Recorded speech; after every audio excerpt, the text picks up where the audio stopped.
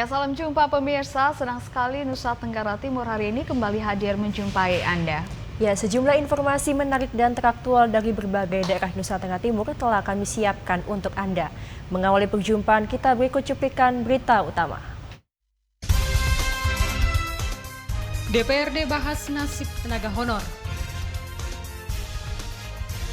Hama Keongmas mengancam padi warga Teba, Kabupaten Timur Tengah Utara. 9 Pemda masuk kategori digital dalam implementasi transaksi non-tunai. Ya, saudara, berita utama tadi akan kami rangkai dengan sejumlah informasi menarik lainnya bersama saya Feti Nitbani.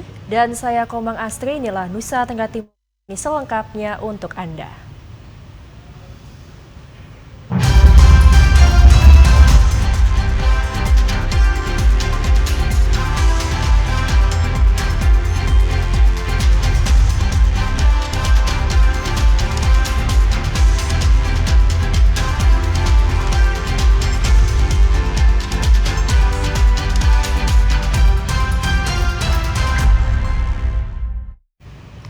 Ya, pemirsa, kita ikuti informasi yang pertama. Dewan Perwakilan Rakyat Daerah Kabupaten Flores Timur akhirnya menggelar rapat dengar pendapat atau RDP dengan pemerintah daerah setempat guna mencarikan solusi bersama atas nasib tenaga honorer daerah yang mulai dirumahkan per 1 Februari 2023.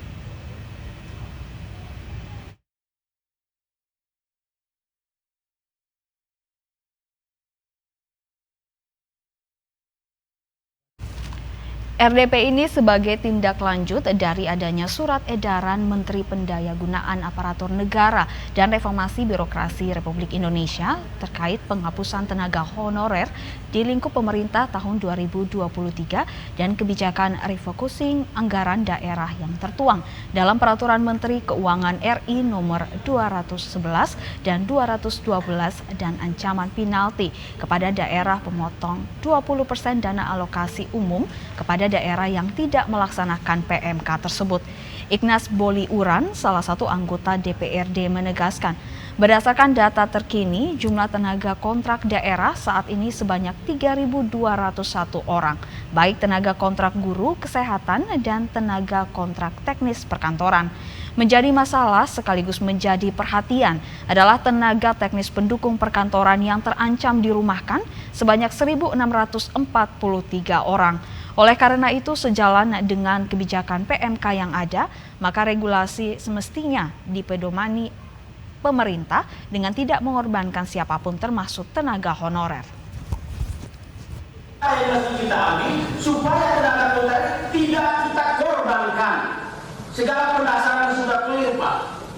Yang menjadi pertimbangan saya adalah pilihan refocusing yang dibuat oleh pemerintah daerah dari sejumlah item, salah satunya khusus untuk tenaga kontrak yang tidak memenuhi tuntutan masyarakat orang. Ini soal solusi refocusing.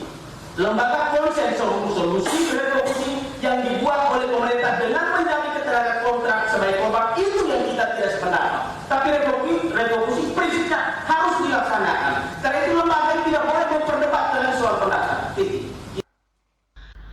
Menanggapi hal ini, penjabat Sekda Flores Timur, Petrus Pedomaran, menjelaskan kebijakan pemerintah daerah Flores Timur merumahkan tenaga kontrak daerah berangkat dari terbitnya PMK nomor 111 dan 112 tahun 2022. Olehnya dalam prinsip kehati-hatian dan prinsip kepatuhan. Karena sejalan dengan perintah PMK yang ada, daerah berpotensi diberikan sanksi bila tidak melaksanakan amanat PMK yang ada. Apa yang dilakukan oleh pemerintah saat ini adalah karena terbitnya PMK 211 dan 212 tahun 2022. Dan sebagaimana kita ketahui, pada saat RDP pertama juga saya sampaikan bahwa ada dua prinsip mendasar yang kami gunakan dalam melakukan refocusing atau menghadapi PMK ini. Yang pertama adalah unsur kehati-hatian, dan yang kedua adalah asas kepatuhan. Karena di dalam PMK 211 dan 212 itu mengandung sanksi. mengandung sanksi. Kalau kita tidak cukup hati-hati, maka tentu akan berhadapan dengan sanksi. Dan sanksi itu juga menjadi bagian yang juga akan dipikul oleh masyarakat, pemerintah, dan juga beberapa yang terkena dampak. Kebijakan merumahkan tenaga kontrak daerah di lingkup Setda Flores Timur disebabkan karena kebijakan refocusing anggaran, pendapatan daerah dan belanja daerah tahun anggaran 2023 sebesar 61 miliar lebih untuk mengantisipasi pandemi COVID-19, ancaman krisis ekonomi global dan dampak inflasi tahun 2023. Sehingga pemerintah daerah Flores Timur terus melakukan penyisiran APBD tahun berjalan dengan berkonsentrasi pada alokasi anggaran pembangunan infrastruktur 40% yang nantinya akan tertuang dalam peraturan Bupati tentang penjabaran APBD tahun 2023 yang mesti diserahkan kepada pemerintah pusat pada 5 Februari 2023 mendatang demi menghindari penalti 25% dari pemerintah pusat. Dari Kabupaten Flores Timur, Patman Werang, TVRI NTT. Ya, pemirsa, pasca guncangan gempa bumi di Maluku Tenggara 10 Januari 2023 lalu mengakibatkan patahan tanah pada Jalan Kie Oenlasi Kabupaten Timur Tengah Selatan terus bergeser. Hal ini berdampak pada arus transportasi jalan tersebut yang sudah tidak bisa dilewati sepanjang 2 km.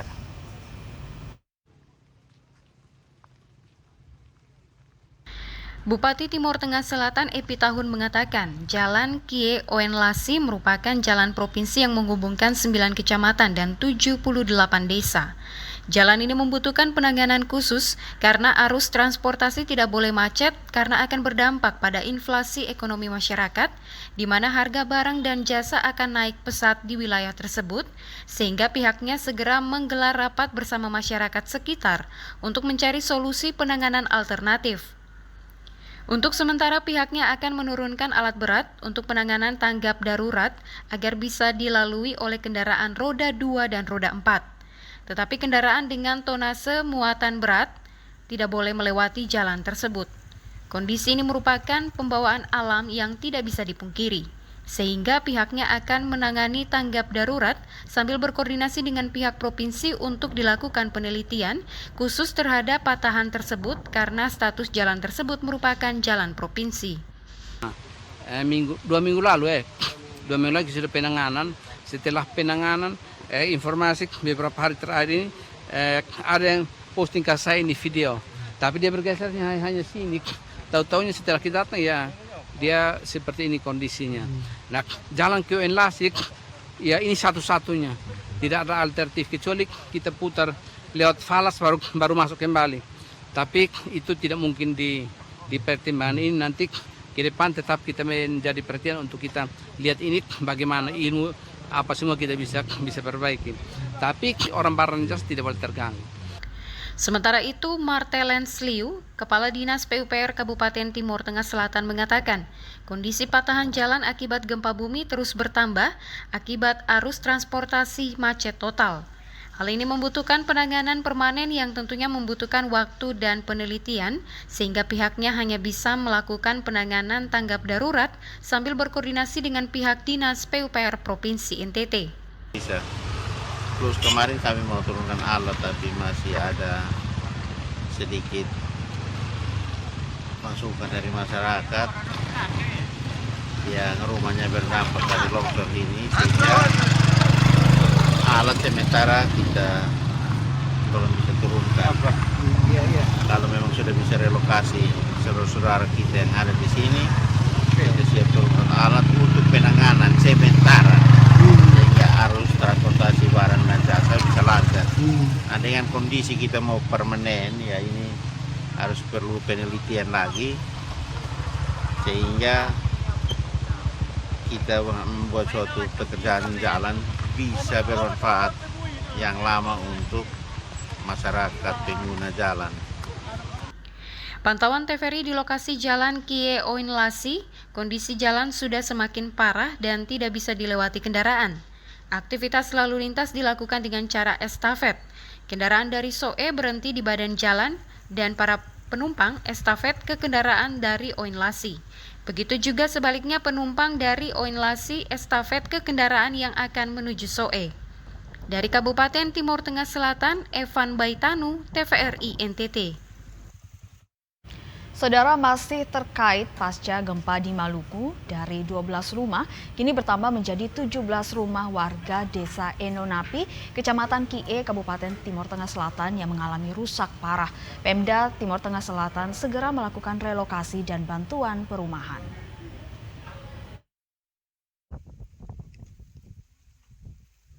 Bupati Timur Tengah Selatan Epi Tahun mengatakan pihaknya mengutamakan keselamatan jiwa bagi masyarakat yang terdampak sebanyak 17 rumah. Karena itu pihaknya segera berupaya untuk swadaya dengan masyarakat dalam rangka membangun rumah darurat. Termaksud membantu membuka jalan untuk bisa keluar masuk bagi masyarakat yang terdampak. Paling utama harus selamatkan semua berapa kakak? 17 kakak. 17 kakak seluruh kakak berapa? Jadi kita berusaha untuk selamatkan 17 kakak. Kalau satu rumah misalnya 3 orang ya 17 berarti 51 jiwa. 51 jiwa. Jadi kalau itu satu rumah 3 kakak. Kalau lebih kan lebih lagi. Jadi kita berupaya sekarang untuk selamatkan jiwa, selamatkan manusia, tetapi juga transportasi orang timbang mutlak. Sementara itu Nixon Nomleni, Kepala Dinas Sosial Kabupaten Timur Tengah Selatan, senada dengan Bupati bahwa tindakan yang paling utama sebelum relokasi adalah utamakan keselamatan jiwa bagi masyarakat, yakni makan, minum yang layak, dan evakuasi tempat tinggal pengungsian sementara. Selanjutnya pihaknya menanti perintah Bupati tentang relokasi tempat tinggal bagi warga terdampak, sehingga pihaknya akan segera memberikan bantuan rumah layak huni bagi warga terdampak dalam waktu dekat ini. Tetapi untuk sementara masih didata jumlah rumah yang sebenarnya sangat membutuhkan bantuan. Jadi pertama kita sinkronkan data dulu. Data yang tadi disampaikan oleh Pak Camat, yang pasti bahwa harus butuh tindakan kemanusiaan. Dalam hal ini ya tanggap darurat dari dinas sosial. Jadi kita akan cross check dulu. Kita cross check ada berapa banyak yang ini terdampak ini, kita cross check untuk kita segera bantu. Untuk diketahui kerusakan sebelumnya hanya berjumlah 12 rumah, namun kondisi terkini kerusakan rumah bertambah menjadi 17 rumah. Dari Kabupaten Timur Tengah Selatan, Evan Baitanu, TVRI NTT. Kita beralih ke Kota Kupang. Pemirsa, minimnya anggaran membuat pemerintah Kota Kupang belum mampu melakukan pemeliharaan dan perbaikan ruas jalan rusak di Kota Kupang. Dinas Pekerjaan Umum Kota Kupang saat ini berupaya meminta bantuan anggaran dari pemerintah provinsi dan balai jalan agar jalan yang rusak bisa segera diperbaiki sehingga mobilisasi warga tidak terhambat.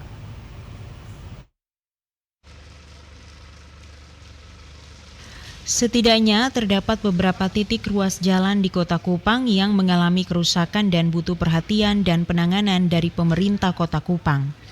Kondisi jalan berlubang di sejumlah ruas jalan dalam kota, terutama jalan lingkungan, membuat mobilisasi warga sangat terganggu.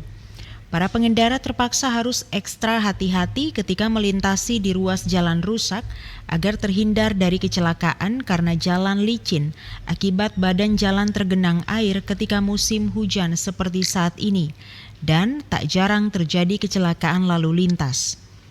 PLT Kepala Dinas Pekerjaan Umum Kota Kupang, Maksi Detan mengatakan, pihaknya sebenarnya tahun 2023 telah melakukan pemeliharaan dan pekerjaan jalan baru di sejumlah titik ruas jalan dalam kota. Namun karena keterbatasan anggaran, sehingga tidak semua jalan rusak bisa diperbaiki. Dinas Pekerjaan Umum Kota Kupang juga sudah bersurat ke pemerintah provinsi dan balai jalan untuk meminta bantuan anggaran perbaikan jalan. Maksi berharap pemerintah provinsi dan balai jalan bisa membantu anggaran sehingga dalam tahun ini bisa memperbaiki ruas jalan yang rusak. Di tahun 2023 ini sudah ada banyak kegiatan yang kami lakukan, termasuk dengan pemeliharaan dan pembangunan baru. Ada dari 8 kami ikuti, lubang-lubang juga kami tambal karena pemeliharaan. Tapi tidak semua di kota ini kami tangani karena keterbatasan anggaran. Kami juga nanti minta bantuan juga dari provinsi, ada sudah bersurat juga dan balik. Dan mudah-mudahan bisa dibantu anggaran. Tapi prinsipnya pasti tidak sekaligus karena kemampuan keuangan. Pemerintah siap untuk kita siap, kalau ada anggaran pasti kita siap. Tim Liputan TVRI NTT. Saudara, pemerintah Kabupaten ND berutang 13,9 miliar untuk pembayaran jaminan kesehatan nasional untuk peserta bukan penerima upah.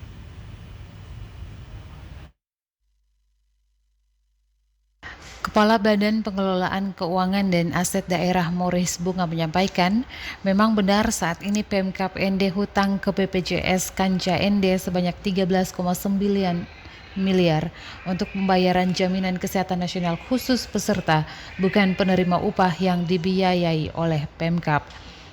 Ia juga menyampaikan penyebab terjadinya hutang ini karena kondisi keterbatasan keuangan daerah. Ia berharap kepada BPJS untuk tetap melakukan pelayanan dan Pemkab tetap akan berusaha untuk melakukan pembayaran 1 atau 2 tahun ke depan dengan menyesuaikan kondisi keuangan daerah.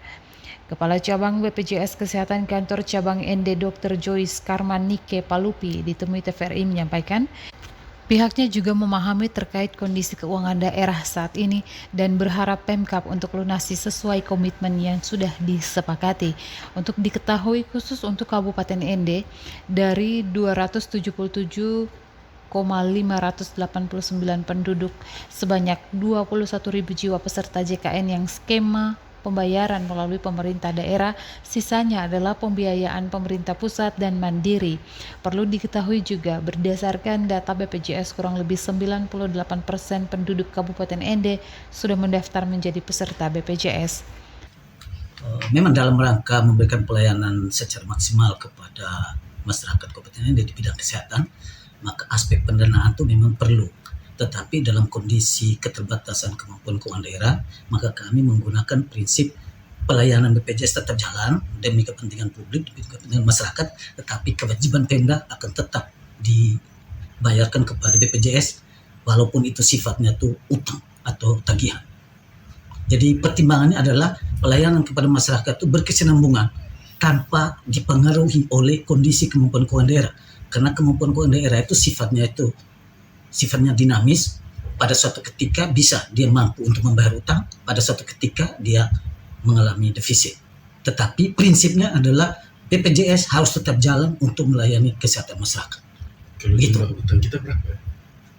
Kalau utang, ya kan sekitar 10-an M lah, 10-11 M, dan itu bagi suatu pemerintah kabupaten kota tuh hal yang tidak terlalu memberatkan anggaran. Yang penting prinsipnya tuh di atas segalanya pelayanan kepada masyarakat berkesinambungan, tidak boleh berhenti hanya karena kondisi kemampuan keuangan. Kebetulan memang di tahun 2021 kemarin memang dari pemerintah daerah ada beberapa hal yang perlu dipertimbangkan sehingga belum bisa melakukan pembayaran iuran terkait kerjasama PD Pemda itu kepada BPJS Kesehatan. Jadi posisi terakhir memang di angka 13,9 M. Nah, itu memang kondisinya kami paham kenapa itu terjadi, namun dari pemerintah sendiri berkomitmen untuk melakukan pembayaran terhadap hutang ataupun penundaan pembayaran itu. Dari ND Obitani, TVRI NTT. Pemirsa, informasi selanjutnya dari Kabupaten Malaka akan kami hadirkan usai jeda berikut. Untuk itu tetaplah bersama kami di Nusa Tenggara Timur hari ini.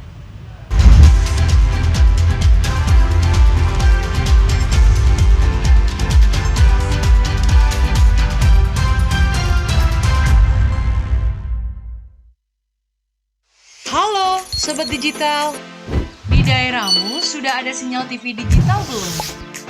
Ini cara mengetahui jangkauan siaran TV digital di daerah kamu.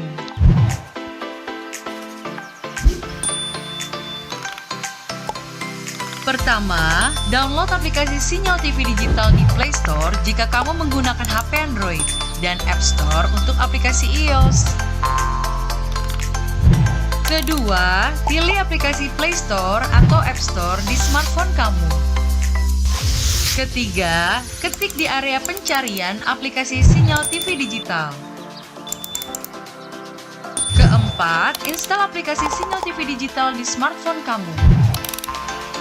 Kelima, buka aplikasi Sinyal TV Digital kamu. Kamu bisa mencari semua informasi sinyal televisi digital di aplikasi ini. Ketik daerah kamu di area pencarian, otomatis aplikasi ini memberikan informasi apakah sudah ada sinyal siaran televisi digital di daerah kamu. Di aplikasi ini, kamu akan mendapatkan informasi mengenai pemancar siaran digital, konten siaran digital, dan kekuatan sinyal digital di daerah kamu. Selamat mencoba Sobat Digital!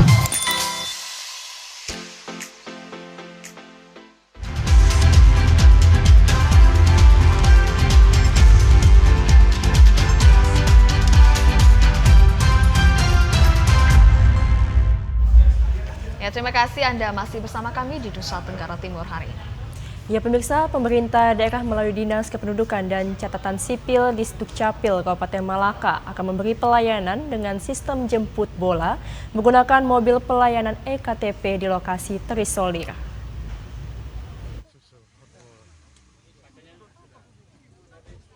Pelayanan perekaman EKTP untuk warga di Kabupaten Malaka semakin dipermudah dengan bantuan 1 unit mobil keliling. Mobil keliling digunakan untuk memberi pelayanan kepada masyarakat yang tinggal di daerah pelosok atau terisolir. Selain itu, dapat membantu warga yang benar-benar mengalami kesulitan untuk datang di kantor Dinas Pencatatan Sipil dan Kependudukan Kabupaten Malaka. Mobil operasional EKTP keliling digunakan untuk memperlancar kepentingan pelayanan KTP dan dokumen kependudukan lainnya. Bupati Malaka Simon Nahak mengatakan, pemberian mobil ini sebagai langkah awal pemerintah daerah Kabupaten Malaka mendekatkan pelayanan kepada masyarakat agar semua dokumen kependudukan dapat direkam dan dicetak untuk masyarakat yang sulit mendapatkan pelayanan selama ini. Pemerintah daerah Kabupaten Malaka juga terus melakukan koordinasi dengan pemerintah pusat untuk mendatangkan tambahan 2 unit mobil operasional EKTP keliling untuk melayani masyarakat Kabupaten Malaka di 12 kecamatan. Pelayanan ini merupakan pelayanan dalam bentuk offline sambil menunggu 2 unit mobil yang akan didatangkan dalam tahun ini. Paling lambat 6 bulan sudah ada untuk melayani masyarakat Kabupaten Malaka. Ini komitmen SNKT. Komitmen kita waktu kampanye kita sudah menjanjikan kepada masyarakat bahwa kita harus menyiapkan 1 unit mobil minimal 1. Ya, tapi saya bersyukur bahwa setelah saya dengan Pak Kim terpilih, ternyata kami bisa mengupayakan ya kurang lebih 3 lah. 1 ini sudah ada, nanti akan ada 2 lagi. Dan mudah-mudahan dalam tahun inilah, saya tidak bisa bilang 1-2 bulan, karena ini kan proses, mekanismenya masih ada. Jadi kami ikuti. Jadi ke depan pelayanan masyarakat Malaka kita utamakan, itu yang penting. Sementara itu, Kepala Pelaksana Tugas Dinas Kependudukan dan Pencatatan Sipil Kabupaten Malaka Emerensiana Bere mengatakan, pemberian 1 unit mobil pelayanan dokumen kependudukan oleh Bupati dan Wakil Bupati ini akan digunakan sebaik-baiknya guna melayani masyarakat yang terisolasi. Mekanismenya, setelah direkam di lokasi, warga pihak dinas akan mencetak di kantor Disdukcapil, kemudian diantar kembali ke masyarakat pemilik dokumen. Dan ini luar biasa, sehingga kami akan lakukan pelayanan jemput bola dengan menggunakan mobil ini ke kecamatan-kecamatan yang jauh dari jangkauan penduduk ke Dukcapil. Tapi mungkin awal pertama kami lebih dulu ke tempat-tempat bencana.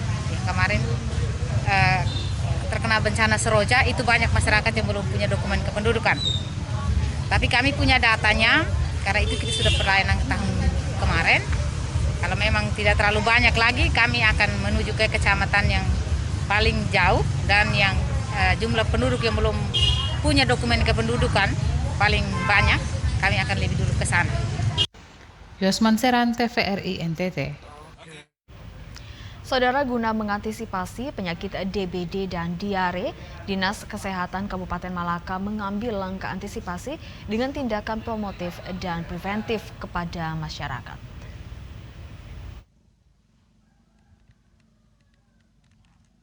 Terlihat kondisi di salah satu pemukiman, tepatnya di Desa Oan Mane, Kecamatan Malaka Barat, terendam air hujan.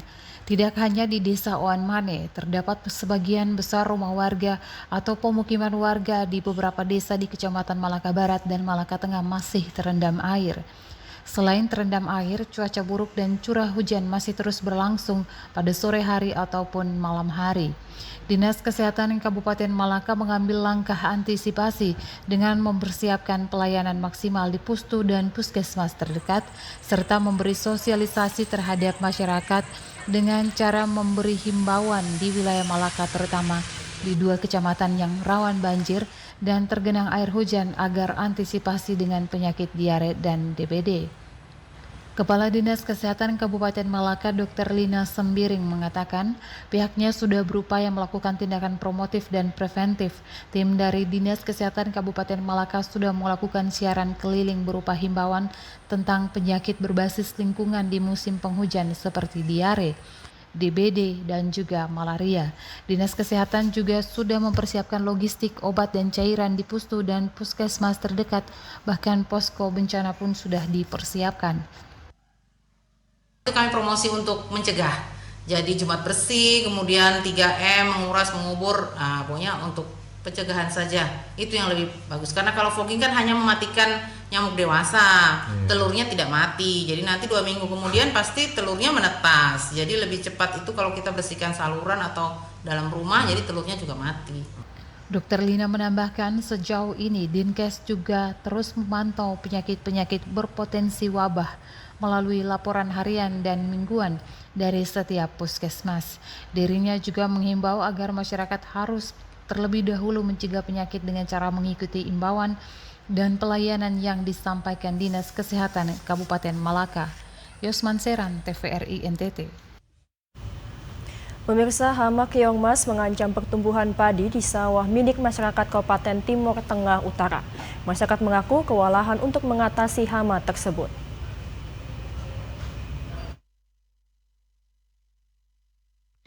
Keresahan dirasakan para petani sawah di Desa Teeba, Kecamatan Biboki, Tampah, Timur Tengah Utara. Serangan hama keong emas memakan habis tanaman padi yang baru ditanam. Serangan hama keong emas ini sudah berlangsung dalam 2 pekan terakhir ini dan hingga kini belum dapat teratasi. Para petani mengaku hampir setiap hari mereka disibukkan dengan mengumpulkan hewan bercangkang itu agar tidak merusak tanaman padi milik mereka yang baru ditanam. Paulus Faimnasi, salah satu pemilik sawah, mengaku sudah 5 kali ia terpaksa mengganti anakan tanaman padinya karena habis dimakan hama keong emas ini. Ia menyatakan sudah pasrah dan tidak tahu lagi cara yang harus dilakukan untuk bisa memusnahkan hama keong emas yang menyerang sawah mereka. Ia berharap pemerintah dapat membantu obat-obatan untuk membasmi hama tersebut. Keong emas ini yang kami alami selama ini sudah tanam kali yang kelima, tapi anakannya sudah habis, makanya sudah dilepas saja. Ini biasa terjadi setiap tahun atau baru ini tahun? Baru ini tahun. Sejauh ini apa sudah ada obat atau apa yang bapak mereka pakai? Belum pakai obatnya karena kami cari belum dapat obatnya. Jadi apa yang bapak orang lakukan kalau datang keong ada dalam sawah ini? Kami ikut pilih saja. Pilih taruh di ember baru pipo di tanah keringsan. Jadi tiap hari kami harus pilih terus. Kalau tidak pilih berarti besok pagi datang sudah habis. Sejauh ini apa ada dari pemerintah sudah perhatikan? Belum dari pemerintah belum perhatikan. Ini apa harapan bapak mereka ke depan terhadap pemerintah soal hal ini? Ya kalau pemerintah bisa bantu kami untuk pengobatan, kami juga bersyukur karena hama ini tidak bisa kami atasi. Keong emas ini merupakan hama padi yang cukup meresahkan petani. Hama ini biasanya menyerang padi pada pagi dan sore hari pada fase pertumbuhan awal. Serangan hama ini dilakukan dengan cara memakan habis batang padi muda sehingga mengakibatkan tanaman rusak dan pertumbuhannya menjadi terhambat. Dari Kabupaten Timur Tengah Utara, Yosep Praso, TVRI NTT. Beralih ke informasi lain, Saudara, Badan Pusat Statistik Timur Tengah Selatan meminta warga untuk meningkatkan ketahanan pangan dengan menanam berbagai jenis sayuran secara mandiri. Jika kebutuhan ini termasuk dalam jenis yang strategis, maka bisa berpengaruh terhadap inflasi.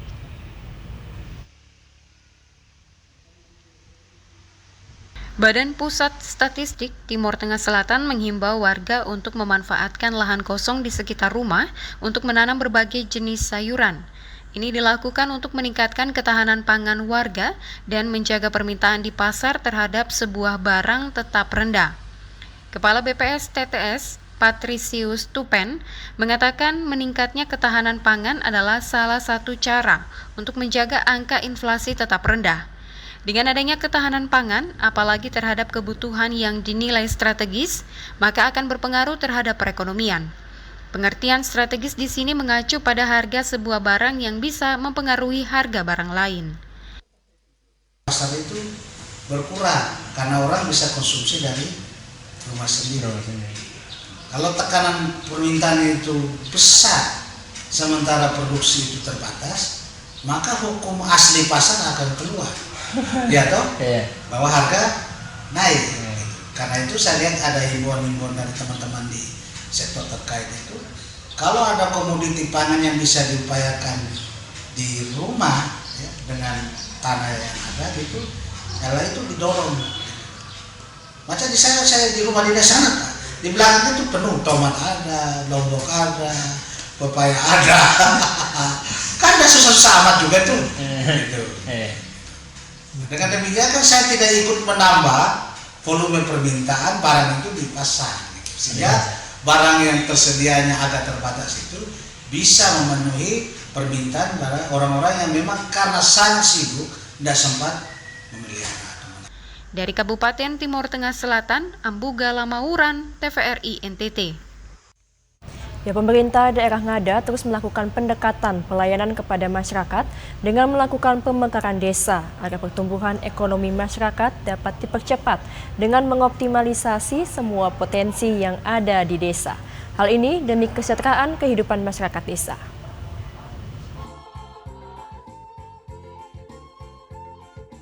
Inilah perayaan Misa Syukur Masyarakat Desa Mukufoka, Kecamatan Bajawa, yang baru diresmikan menjadi desa secara definitif oleh Bupati Ngada sebagai bentuk keseriusan pemerintah dalam mendekatkan pelayanan dan upaya percepatan pembangunan serta peningkatan ekonomi masyarakat di pedesaan. Perayaan syukur berbalut agama yang dipadukan dengan budaya masyarakat Bajawa merupakan salah satu potensi wisata yang bisa dikembangkan dan menjadi destinasi wisata bagi wisatawan yang menyukai wisata religi. Pemekaran desa merupakan tindakan nyata dari pemerintah untuk memanfaatkan dana pusat dengan mengoptimalisasikan potensi yang ada di desa secara utuh, sehingga lapangan pekerjaan tersedia di desa dan pengolahan potensi dapat dilakukan oleh usia produktif tanpa harus berpikir untuk merantau ke daerah lain. Desa Mukufoka memiliki banyak sumber daya alam yang bisa dimanfaatkan untuk peningkatan ekonomi masyarakat lokal, termasuk pengembangan kopi Arabica Bajawa dan jahe, serta lokasi pariwisata yang berbentuk perbukitan yang hijau dan penuh dengan hamparan kebun kopi. Untuk wisatawan yang suka menjelajahi perbukitan dengan berjalan kaki. Pejabat sementara Desa Mukufoka Elvis Soko menjelaskan, peningkatan ekonomi masyarakat di desanya diprioritaskan pada bidang pertanian dan perkebunan, serta pengembangan pariwisata berbasis ramah lingkungan. Terbentuknya Desa Mukufoka yang sedianya saya juga sebagai penjabat kepala Desa Mukufoka yang telah dilantik oleh Bapak Bupati atau Bapak dan Bapak Wakil Bupati Ngada pada tanggal 19 Januari 2023 kemarin. Kaitan dengan hal-hal yang kita syukuri pada kegiatan ini, tentunya kita akan melakukan penyelarasan program-program Tantinela Paris yang disampaikan atau disiapkan oleh Bapak Kepala Daerah, yaitu Bapak Bupati dan Bapak Wakil Bupati, yang kita teruskan ke tingkat desa. Nah, salah satunya produk unggulan di desa ini adalah kopi. Nah, oleh sebab itu hal-hal yang kita siapkan sekarang dari sektor pemudaan juga kita akan siapkan untuk sektor pariwisata di belakang kita ini ada satu gunung namanya Lobobutu. Di situ kita akan siapkan, mudah-mudahan pemerintah di tingkat desa, kabupaten, provinsi maupun pusat akan melakukan kegiatan yang namanya pariwisata trekking. Nah, kita akan siapkan seperti itu. Dan produk unggulan di sini jahe juga termasuk kopi yang kita akan siapkan seperti saya pikir itu. Perayaan Misya Syukur berdirinya Desa Bukofoka berbalut budaya Bajawa diiringi dengan tarian dan musik yang merdu sebagai bentuk rasa syukur kepada Sang Pencipta dan leluhur atas berkat dan rahmat yang dinikmati oleh masyarakat Desa Bukofoka untuk membangun hidup lebih baik lagi dan memajukan ekonomi keluarga dengan bekerja keras. Dari Kabupaten Ngada, Lexi Nunu, TVRI NTT. Pemirsa, hasil long form sensus penduduk 2020 Badan Pusat Statistik atau BPS Nusa Tenggara Timur berdasar wilayah Kota Kupang menjadi tempat tujuan mobilitas migrasi seumur hidup tertinggi atau angka perpindahan penduduk dari tempat yang satu ke tempat yang lain dengan tujuan untuk menetap. Berdasarkan rilis Badan Pusat Statistik atau BPS Nusa Tenggara Timur yang disampaikan statistik ahli Madya BPS NTT Yezua Abel, migran seumur hidup di NTT menurut generasi berasal dari generasi milenial yang mencapai 5,61% berdasarkan wilayah Kota Kupang tertinggi yakni sebesar 5,61%. Hasil SPLF 2020 mencatat berdasarkan wilayah Kabupaten Kota Kupang memiliki angka migrasi seumur hidup tertinggi, yakni 39,96%, sementara Sumba Barat Daya menjadi kabupaten dengan angka migrasi seumur hidup terendah di Provinsi NTT, yaitu hanya sebesar 2,98%. Sedangkan komposisi migran seumur hidup menurut generasi, maka migran seumur hidup di NTT berasal dari generasi milenial yang mencapai 5,61%. Adapun tren angka migrasi seumur hidup di NTT dari SP 1971 yakni 0,57%, naik 1,56 pada SP 1980. Terus mengalami peningkatan di hasil SP 2010 sebanyak 3,95 dan SP 2020 menjadi sebesar 3,77%.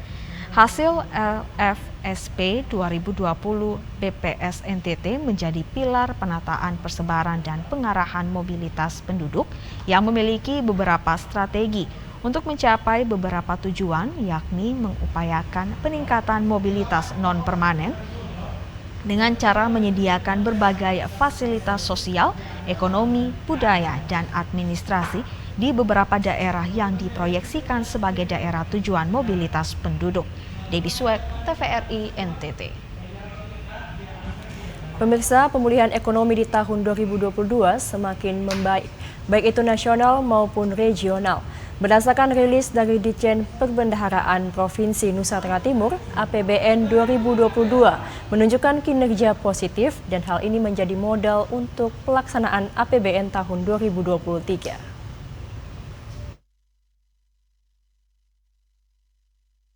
Di tengah tren perlambatan global, pemulihan ekonomi menguat di tahun 2022. Konsumsi domestik semakin meningkat dan adanya peningkatan ekspor yang didorong tingginya harga komoditas. Pemulihan ekonomi terjadi di semua sektor, baik itu akomodasi dan Mamin yang paling terpukul sudah mampu tumbuh 2 digit, yaitu 17,8% di kuartal 3 tahun 2022. Inflasi domestik pun bergerak moderat dibandingkan berbagai negara lainnya. Sementara itu, untuk Provinsi Nusa Tenggara Timur, pertumbuhan ekonomi di kuartal 3 tahun 2022 sebesar 3,53% year on year dan dibandingkan kuartal 2 tahun 2022 tumbuh sebesar 1,37%. Kinerja positif APBN tahun 2022 di Provinsi Nusa Tenggara Timur menjadikan APBN sebagai shock absorber untuk menjaga perekonomian tetap tumbuh. Realisasi pendapatan mencapai 3,569 triliun rupiah atau 138,4% dan belanja negara mencapai 33,581 triliun rupiah atau 96,9%. Kinerja positif APBN ini didukung pendapatan negara yang tumbuh signifikan sejalan dengan membaiknya aktivitas ekonomi, efektivitas implementasi kebijakan, serta tren harga komoditas. Esther Siubelan, Kristo Dapo, TVRI NTT. Saudara, pada akhir 2022, sebanyak 9 dari 23 Pemda di Nusa Tenggara Timur sudah masuk dalam kategori digital dalam elektronifikasi transaksi pemerintah daerah yang sebelumnya hanya 1 Pemda saja. Diambil dari situs resmi Bank Indonesia, nilai indeks elektronifikasi transaksi pemerintah daerah seluruh Pemda di Nusa Tenggara Timur menunjukkan perkembangan positif. Bahkan terdapat 9 Pemda dari 23 Pemda di NTT yang sudah masuk kategori digital pada akhir 2022. Padahal pada tahun sebelumnya Pemda yang masuk kategori ini hanya 1 Pemda. Pemda dengan kategori digital pada 2022 tersebut adalah Kota Kupang, Kabupaten Manggarai Barat, Kabupaten Ende, Kabupaten Ngada, Kabupaten Rotendao, Kabupaten Belu, Kabupaten Sumba Tengah, Kabupaten Alor, dan Kabupaten Nagekeo. Kesembilan Pemda tersebut tercatat sudah melakukan implementasi pembayaran pajak dan retribusi non-tunai, transaksi pengeluaran secara non-tunai, surat perintah pencairan dana online, dan berbagai variasi kanal pembayaran pajak dan retribusi. Selain itu, salah satu pendorong digital adalah sudah terintegrasinya cash management system dengan sistem keuangan Pemda.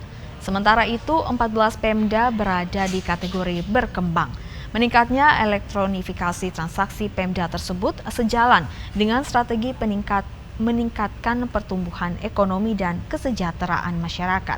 Diharapkan dengan percepatan dan perluasan implementasi elektronifikasi transaksi pemerintah daerah dapat mendongkrak realisasi pendapatan asli daerah di seluruh Pemda di NTT pada tahun 2023.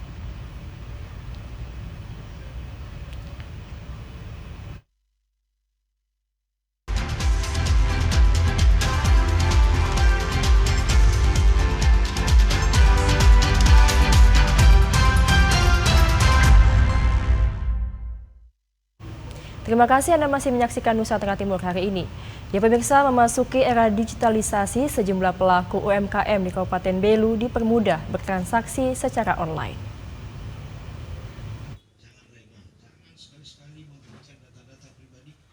Kemajuan teknologi dan digitalisasi saat ini terus merambah ke berbagai bidang, salah satunya di bidang ekonomi. Hal ini berdampak bagi para pelaku UMKM untuk melakukan transaksi secara mobile dalam menjual jasa maupun barang kepada konsumen. Untuk memudahkan para pelaku UMKM di Kabupaten Belu saat bertransaksi, salah satu bank daerah hadir lewat agen Laku Pandai yang menyediakan jasa transaksi perbankan. Hal inilah yang ditandai dengan peresmian salah satu agen Laku Pandai usaha Beju Bisa di Atambua, Kabupaten Belu.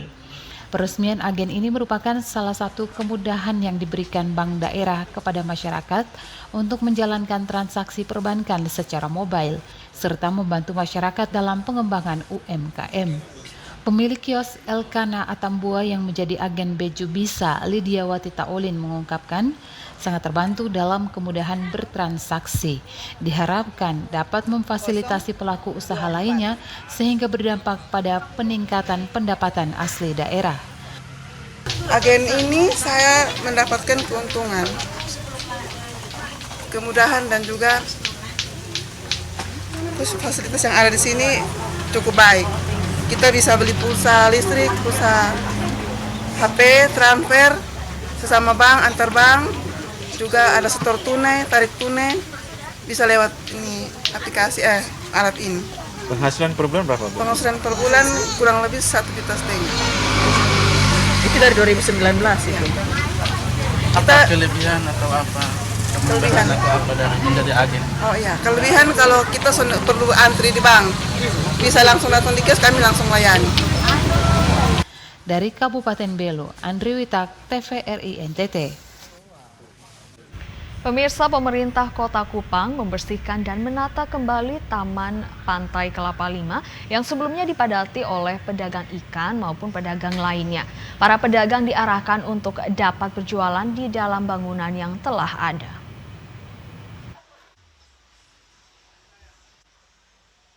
Sebelum dilakukannya penertiban, Satpol PP Kota Kupang telah melakukan sosialisasi kepada para pedagang ikan maupun pedagang-pedagang lainnya yang berjualan di pinggiran jalan.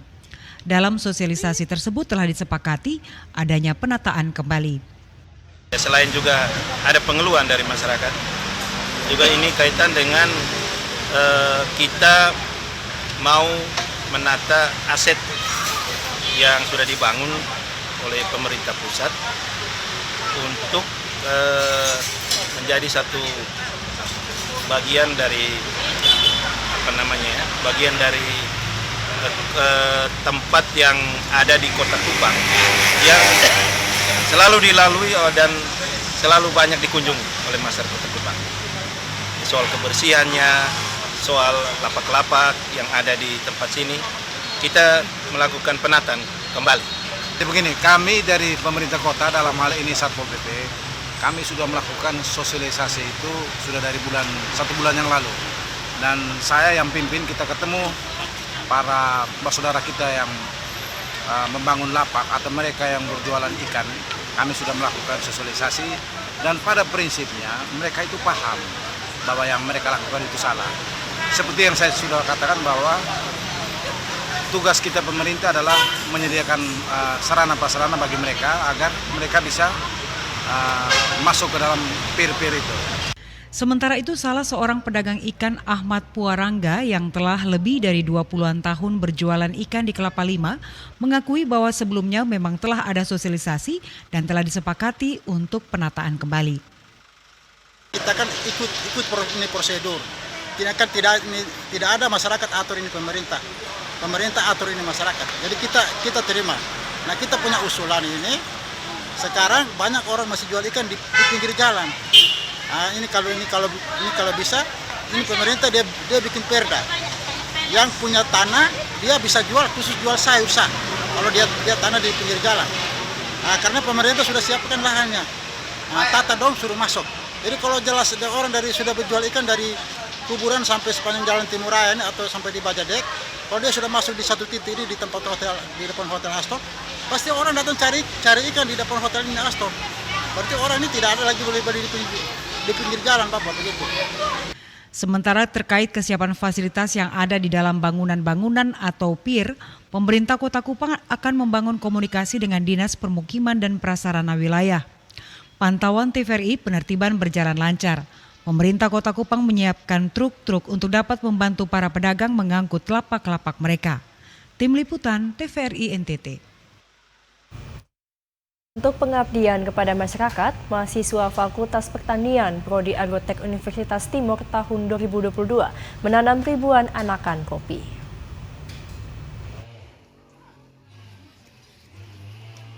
Penanaman anakan kopi ini dilakukan di Desa Suanai, Kecamatan Miomavo Barat, Kabupaten Timur Tengah Utara.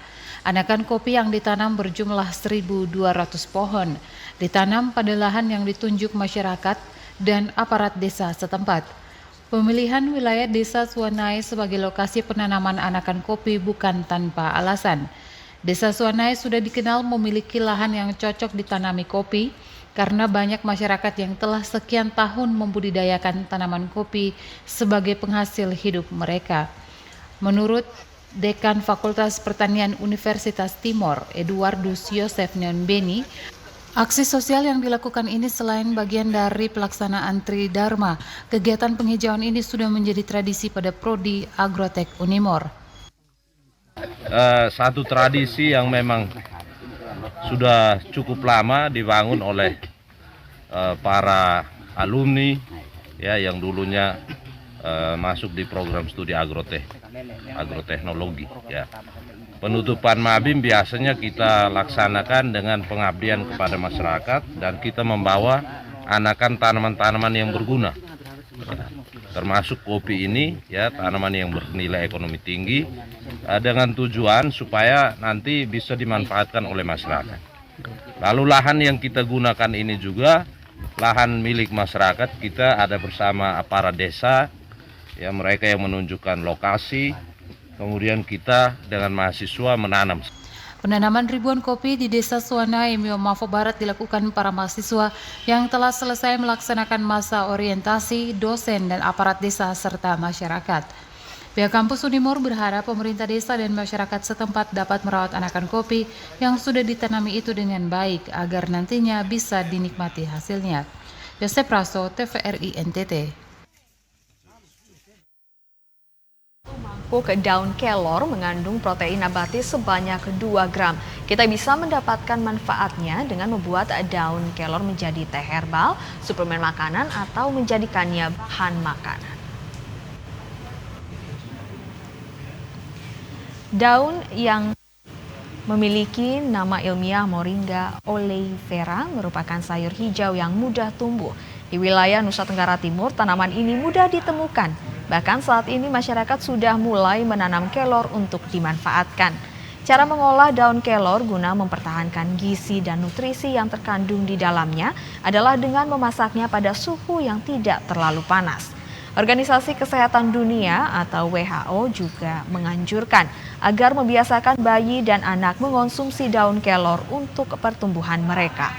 Saat ini kita tidak perlu sulit menemukan berbagai jenis makanan dan minuman berbahan dasar kelor yang mudah untuk langsung dikonsumsi. Ada teh kelor yang tinggal diseduh dengan air panas, tepung kelor yang bisa diolah menjadi kue yang enak, dan tentu saja manfaatnya sangat baik bagi tubuh. Venido Jindra Kevi, TVRI NTT. Ya pemirsa, banyak cara yang bisa dilakukan demi membentuk mental dan perilaku anak untuk menjadi pribadi yang baik serta mampu berprestasi. Salah satunya dengan mengikuti pelatihan di sekolah bola kaki sebagai sarana pengembangan minat sekaligus pembentukan karakter sejak usia dini.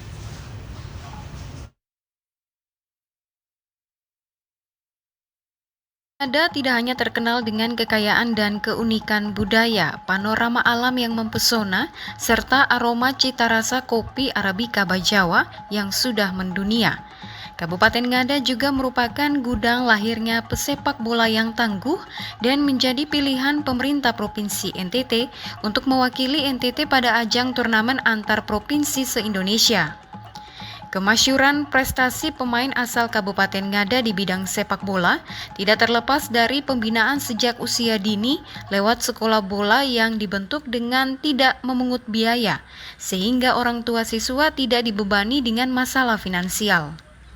Sekolah bola yang sedang dikembangkan saat ini adalah Sekolah Tunas Ngada yang berisikan siswa sekolah dasar yang ada di Kota Bajawa dengan mendapatkan pelatihan dasar fisik dan mental sesuai panduan PSSI demi mendapatkan pemain profesional di masa mendatang. Tidak hanya fisik yang dibentuk secara ketat, tetapi juga mental dan perilaku peserta sekolah bola juga menjadi prioritas pelatih untuk dapat bertingkah laku dengan sopan dan memiliki jiwa sportivitas yang tinggi serta jujur dan rajin belajar. Yosep Gorunai, pelatih dan pemilik Sekolah Tunas Ngada mengungkapkan, sekolah bola merupakan salah satu pilihan penting di zaman ini untuk bisa menghasilkan pemain bola kaki yang berkualitas dengan tetap mengedepankan kualitas perilaku dan mental anak didik untuk menjadi pribadi yang baik dan mampu menghormati perbedaan. Saya di Surabaya sudah ikut mengikuti sepak bola, sekolah sepak bola asuhan Bapak Hanafing, jadi banyak ilmu-ilmu yang saya dapat. Jadi kalau saya tidak terapkan ke anak-anak didik atau anak-anak Ngada ini, menurut saya sia-sia. Oleh karena itu saya membentuk komunitas ini seperti ini, sepak bola Tunas Ngada. Ini tidak ada biaya, jadi gratis untuk bagi saudara-saudaraku, anak-anakku yang ingin berlatih sepak bola, belajar sepak bola usia dini, silakan bergabung. Tapi pusatnya di SDN Batu Tura, di sekolah saya mengabdi di situ. Untuk kegiatan ekskulnya hari Selasa dan hari Kamis. Di sini saya membantu di Bobo, SD Bobo, dan nanti SD Kanaru nanti berkembang. Tapi tujuan saya ini, motivasi saya adalah anak-anak muncul generasi muda PSM Ngada ke depan dan yang beretika baik. Artinya ini kita latih juga emosional untuk mereka. Jadi hal-hal yang negatif jelas mereka hilangkan semua itu. Jadi sekarang hal-hal positif kita bawa. Mereka capek dari latihan, mungkin mereka pulang ke rumah istirahat. Ya, tidak ada hal-hal negatif yang mungkin akhirnya terjadi. Itu mungkin tujuan utama saya. Berawal dari program ekstrakurikuler Sekolah Dasar Negeri Watutura, kini Sekolah Bola Tunas Ngada sudah memiliki cabang di Sekolah Dasar Impres Bou-Bou dengan jumlah anak didik sebanyak 200 orang. Dari Kabupaten Ngada, Lexi Nunu, TVRI NTT.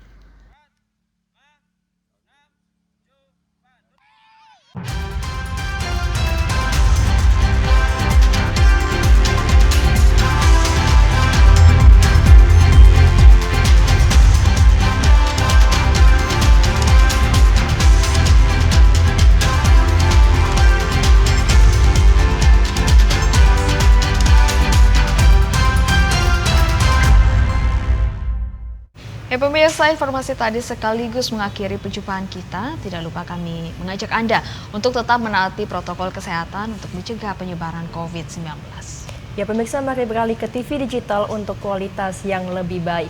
Terus saksikan Nusa Tengah Timur hari ini yang menjanjikan informasi secara santun, lugas, dan berimbang hanya di TVRI NTT, media pemersatu bangsa. Kata saya Komang Astri. Ya, dan saya Fetinit Bani mewakili seluruh kerabat kerja yang bertugas mengucapkan terima kasih atas kebersamaan Anda. Selamat melanjutkan aktivitas Anda dan sampai jumpa.